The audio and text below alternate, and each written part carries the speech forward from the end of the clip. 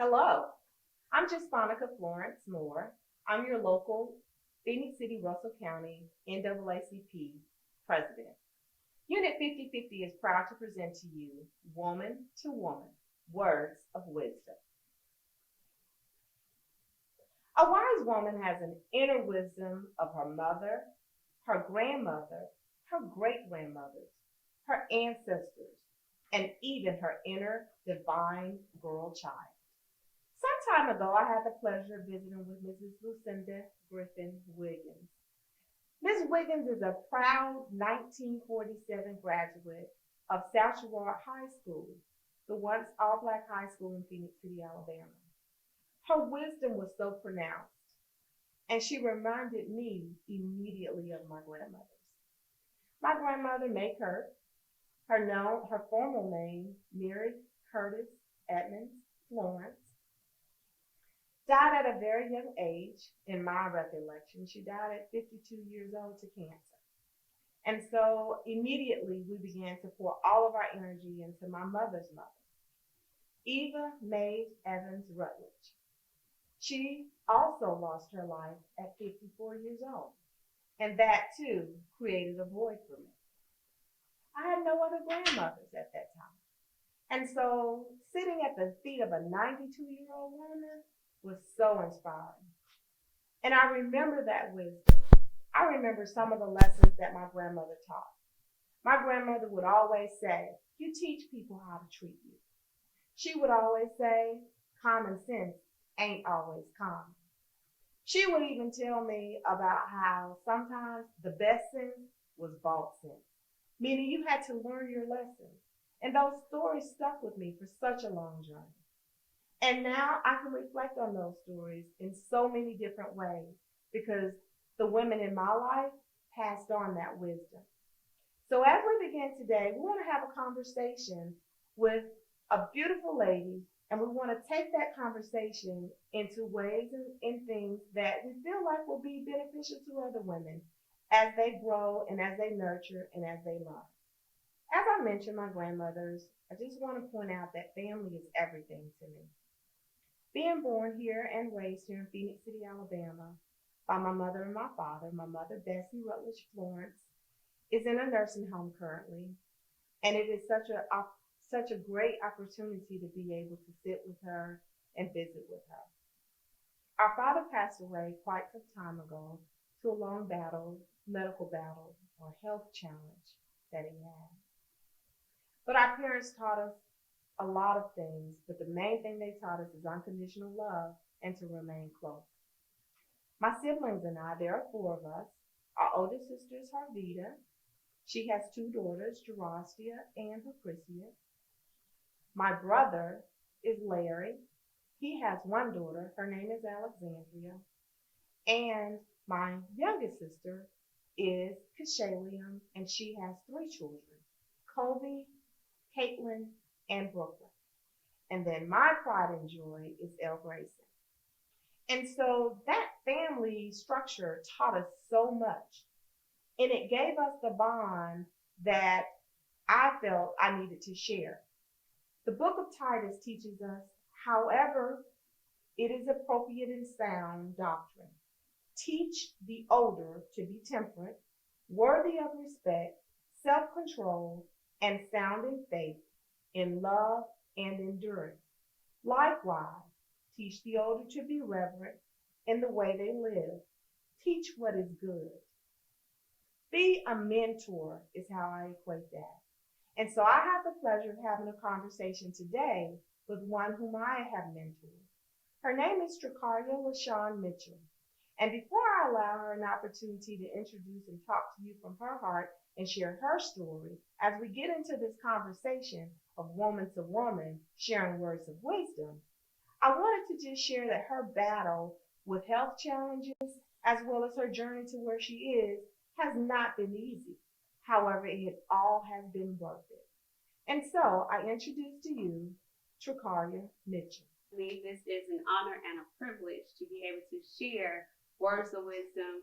As a young lady, I am honored to sit here with you because, as you know, and many others, you shared such a major piece in my life, especially starting out in my career. I started young, and I can remember the first time that I sat down in your office to basically have an interview. So I feel like I'm back in the office again years and years ago. Sitting down for us to have that first interview at Lafayette High School, trying to figure out, hey, am I really about to embark on going into education? And I didn't know then that you would be such a life changing game changer in my life. And I am grateful and appreciative of that because I was definitely green. Coming in, I was definitely green. So let me just say thank you, thank you, thank you. I really do appreciate the opportunity. Indeed, it was my pleasure. So tell us what you do. I am a high school teacher. I also work closely with youth. I have a foundation made Making Amazing Entertainers. And basically, what we do is use the stage as a vehicle of healing for at-risk teens. So I get to play a great deal in society sometimes with our youth. And I'm a mom, which is very, very important to me. I have one little girl, Kania Kimball, and she keeps me going. And so I shared in your introduction that you have an amazing story and that you have faced many challenges, most of which have been health challenges. Do you care to share that with our listeners today? Sure. I am a lupus advocate. I believe firmly in sharing my story because I know that it is the sharing of the story that inspires others and can hopefully be a game changer for them as well. I was 21, a Tuskegee University student, thinking I was in the prime of my life when I discovered that basically I was going to battle an illness for life. Lupus has no cure. So it was definitely something hard to take in the beginning. I got to a place where I wasn't walking. I went through a period of time where I saw 11 doctors and no one knew what was wrong with me. And I don't know if you've ever gone to the doctor, the person that you think is supposed to have all the answers, and they look you in the face and say, I don't know. Well, that is the scariest thing in life is going to the place where I feel that I should be able to get answers. As the story progressed, of course, they diagnosed me with lupus. At that time, I had never even heard of lupus. I mean, I didn't know what lupus was. I didn't understand what it would entail. But I continued, to have a few issues, the rashes, the joint pains. And growing up, I was a cheerleader. I was a pageant girl. My family would say the carrier in the house because I never got sick. So to get to a place where I experienced sickness was something out of the box, something that I don't necessarily know that mentally I was equipped for because at first I cried out like, God, why me? Why this time? Why me?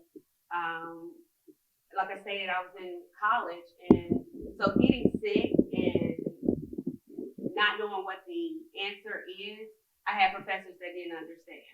They would just tell me, don't get sick anymore, because I'm missing class. But, ma'am, I didn't get in line and sign up to be sick. Like, it's not something I asked for. But as time has progressed, I've continued to have great battles. But my thing is, either you get up and fight or lay down and die. And I'm definitely not ready to lay down and die. So I get up and fight. Amazing. And so you heard me share a little bit about the health challenges of my family, of the ladies in my family, and how they lost their battles at what I consider to be a relatively early age, and the influence that they have. Who has been the most influential women in your life? And kind of talk us through the journey of the wisdom that was shared from those ladies in your life. The crazy thing is, I come from a family of women. And when I say a family of women, I mean, it's a lot of us. My grandmother had 7 children and only 2 boys. And then, all the aunties and my mom tend to produce girls, and then we produce more girls. So we have very few guys. When you're talking about, I would say, phenomenal women in my life, I've had a host of those. I've had a host of those in different areas. For instance, my mom, of course, is a huge influence on my life. She is who I call Jesus' best friend. She goes to church more than Jesus. Not since COVID though, but she's always, giving words of wisdom. When I get to my career, I always, and this is not because we're sitting here, I always go back to you. There's never been a time that I couldn't call for direction or, hey, everybody. So, hey, I need to figure this out and be able to talk that through. I have a cousin, Tan, and her words hit me a little differently because she lost her mom at the age of 12 to domestic violence. And so I can remember as a teenager growing up, of course, the average teenager, you get upset with your mom, you get upset with your parents. And she had the most life-changing talk with me because I got an attitude and got upset with my mom. And she said, I wish I had my mom here even to discipline me. And those words hit me hard. But, right, because sometimes we take it for granted that we have our parents. So, and I think, honestly, that there's been seasons where there's been different women to step in and basically be what I needed them to be at that time. So it's just been a journey and a path, but there's been a long legacy of women that have poured into me. So. And then you are reciprocating that because you're pouring into not only your daughter, your nieces, as well as the young ladies that you mentor in the school, via some of the opportunities that are provided to you. You touched on something that I do feel like we need to highlight regarding the woman to woman talk here today, and that is domestic violence. Women for a long time period have been on the grunt end of domestic violence, and they don't know what to do. They don't know how to reach out. They really don't know how to share their story. So I would be remiss if I didn't take an opportunity to say to anyone that may be listening or viewing that domestic violence does happen and it is real, but there is also help. The same also applies to those that may struggle with mental health concerns or suicide thoughts or depression. There is help. So we don't want to overlook any opportunity to share that if you have a struggle or if you have something that you're dealing with or need some guidance or some additional help, there is help available. And we really want to open that door and have that conversation to let them know. When you put together your summer programs with May, that is one of the areas that you truly focus on, the mental health and well-being, as well as the zero tolerance for domestic violence types of situations. What types of activities or skills do you use to really help people to open up? Because your camp isn't open to just girls. It's boys and girls that are able to participate. What are some of the strategies that you use to really open that door to get people to feel comfortable as well as to pour and trust? The biggest thing, we do, of course, a lot of activities. But I'll tell you, for instance, one of my favorites. Okay. The craziest thing, and I know it sounds extremely crazy to other people, is an experience. But I always kill my campers. Yes, I kill my campers. So what I do, the activity is I allow all the campers in the room to pick a number. And so they have no clue why they're picking this number. Okay. And once they pick their numbers, I tell them that's how much time they have left to live. So in that space, they're able to do whatever they desire. They can write, they can pray, but I tell them it's just like being on a plane.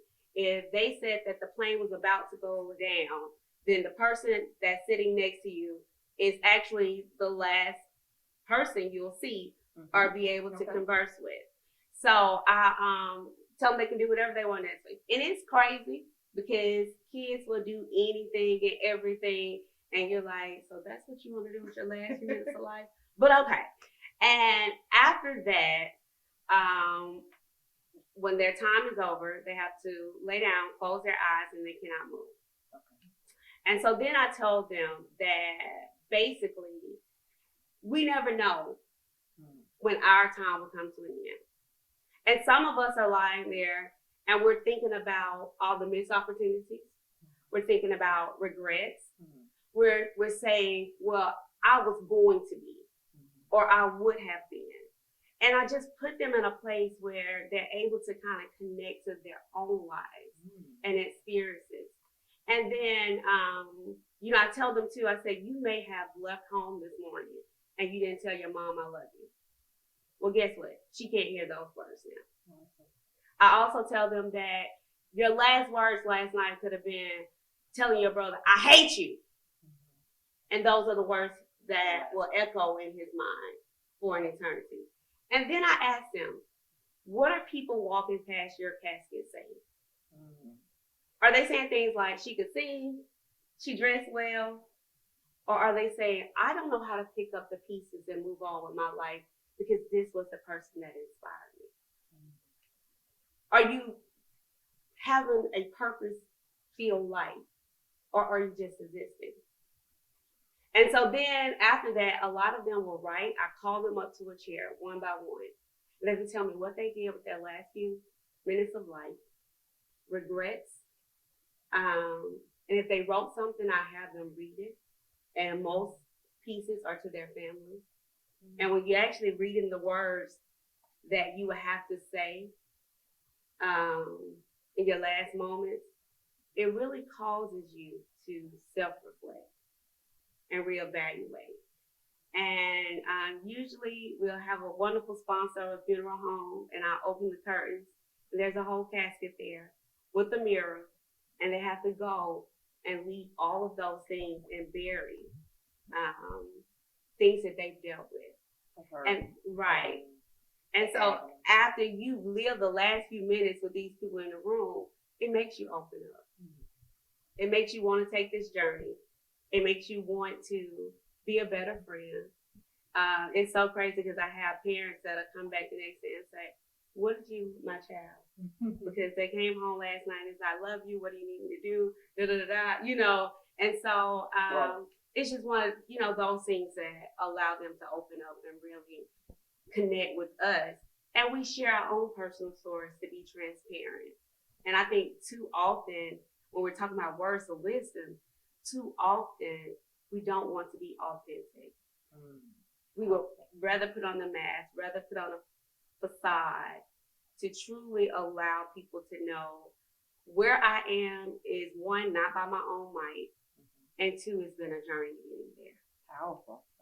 So that's the biggest thing for us is just being transparent and authentic and allowing the kids to be who they are, being comfortable in their own skin. And then there's a place for all of us. That's powerful. Let's talk now about your journey again. You went to Tuskegee University with aspirations of becoming what? What was your major in college? Starting out, I was a biology major. Okay. I was in Air Force ROTC. I wanted to be a psychiatrist for veterans. Okay.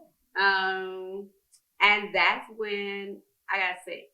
And once I got sick, my whole path changed. And so I highlight that point because, as you know, I went to Howard University in Washington, D.C. After having spent a stint in the United States Army Reserve with the aspiration of becoming an architecture interior designer, only I graduated with a pre-pharmacy degree in biology. And so I ended up teaching science. And at that point I said on day one, In August of 1994, I said, ooh, I don't sign up for this one. Not because I didn't enjoy working with young people, not because I didn't feel like I had that relationship or could really get to them, but being an educator is tough. Yes, ma'am. And so my journey, fast forward, took me into the principalship. And when I became principal of Lafayette High School in Chambers County School District, I had the awesome occasion of meeting the Mitchell family and, of course, interviewing and then hiring this young lady that had no imagination, no idea that she wanted to be an educator. Right. And so, like myself, I had to get in and transform this corporate minded, another career person into that task. And there were some challenging days. There were some opportunities for growth, not only on her part, but on, I think, everyone that was encountering teaching it during that time. But out of it all, we realized that we're still fulfilling our purpose given life. We're still meeting that goal in our life, although our paths are different. Mm-hmm.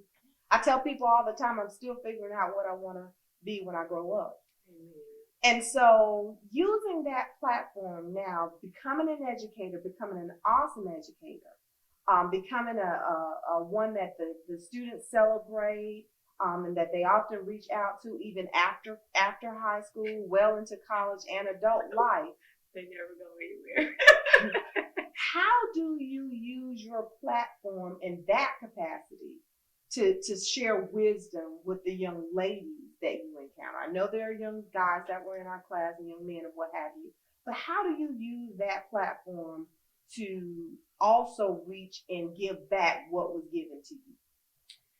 For me, I always tell people, first and foremost, that teaching goes beyond the walls of the classroom. So I first love to start mentoring organizations where I'm able to focus a lot of attention on young ladies. Mm-hmm. For instance, I can remember, like at Lafayette, something that they had, but it wasn't a huge ordeal, the pageant world. And so the biggest thing for me growing up in 4-H and pageants was learning how to present myself. Mm-hmm.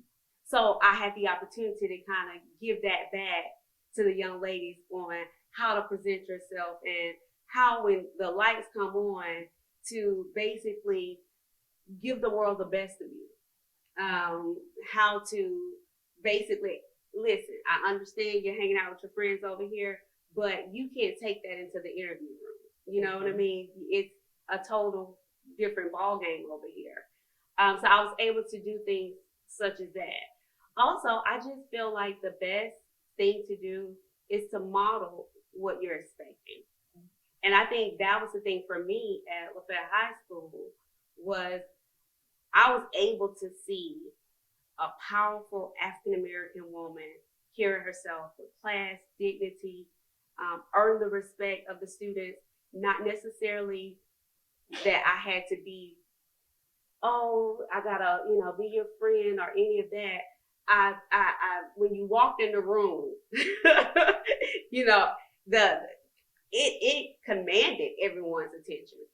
Our students still joke about speeches on Facebook just this week. Right. But that was definitely me getting on the school bus. You not gonna act like this. Right. And so you modeled that, and that's how I decided what I wanted to be as a professional. Mm-hmm. That's something else. But what are some coping skills that you've learned in your journey, and that you share with young ladies that come up in your path? Learn to count on your fingers and toes. I'm joking. But for me, I always expect the best, want the best, but I am prepared and flexible when things go in a different direction. That life happens.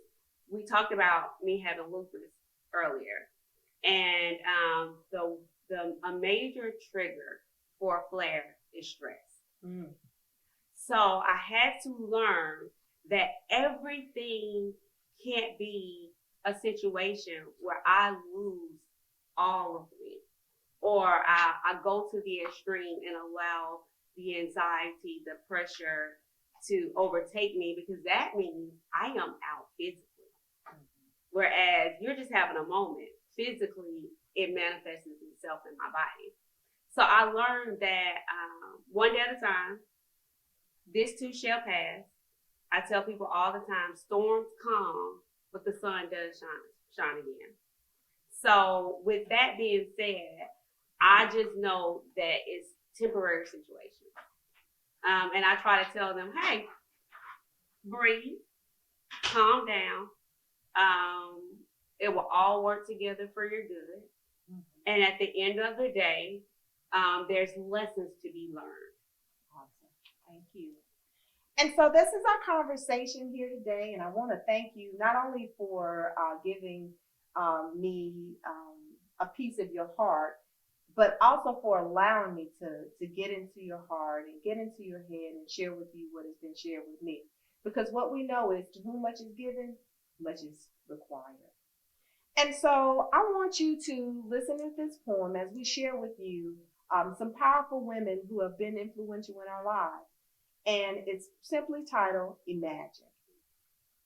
Imagine a woman who believes it is right and good is a woman.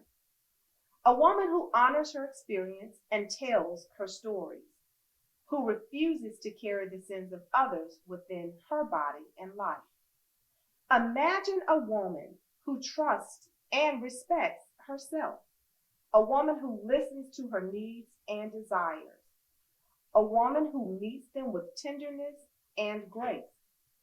Imagine a woman who acknowledges the past influences on the present, a woman who has walked through her past, who has healed into the present. Imagine a woman who authors her own life, a woman who exerts, initiates, and moves on her own behalf, who refuses to surrender except to her truest self and wisest voice. Imagine a woman who names her own mentors, a woman who imagines the divine in her image and her likeness, who designs a personal spirituality to inform her daily life. Imagine a woman in love with her own body, a woman who believes her body is enough, just as it is, who celebrates its rhythms and cycles as an exquisite resource. Imagine a woman who honors the body of the goddess in her changing body, a woman who celebrates the accumulation of her years and wisdom, who refuses to use her life energy disguising the changes in her own self. Imagine a woman who values the women in her life, a woman who sits in circles of women, who is reminded of the truth about herself and never forgets. Imagine yourself as a woman. We thank you for listening to our conversation and hope that you were able to garner some information as well as some words of wisdom.